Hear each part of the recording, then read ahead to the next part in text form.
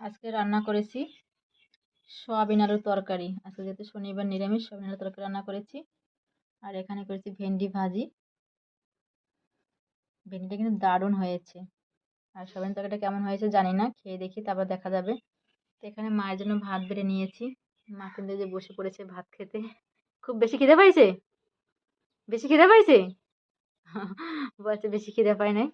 আর এখানে কিন্তু এই আমার জন্য ভাত বেড়ে নিয়েছি। মা এখন ভাত মাখাচ্ছে, ভেন্ডি ভাজি দিয়ে ভাত খাচ্ছে। কেমন হয়েছে মা ভেন্ডি ভাজিটা? হ্যাঁ, ভেন্ডি ভাজিটা কেমন হয়েছে? ভালো হয়েছে। ভালো হয়েছে? খাও। নিচে ভাত পাল্লা তুলতে হবে না, থাক। ঠিক আছে, নিচে ভাত পাল্লা তুলতে হবে না, নিচে নোংরা থাকে তো, মাটির ঘর যেহেতু নিচে নোংরা আছে, তুলতে হবে না নিচে ভাত পারলে। এবার আমি খেতে বসে পড়লাম ভেন্ডি ভাজি দিয়ে। ভেন্ডি ভাজি আমার ছেলেবাসা খুব ভালো খায়, ভেন্ডি ভাজি ভেন্ডি সেদ্ধ খুব ভালোবাসে।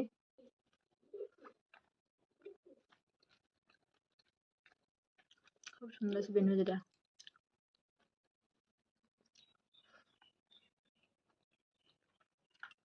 তো ফাইনালি খাওয়া দাওয়া হয়ে গেছে। আর খাচ্ছি এখন খেজুর। আসলে অনেক কিছু কাচাকুচি করছি, তো কিছু কাচাকুচি করতে করতে রান্না বান্না করছি।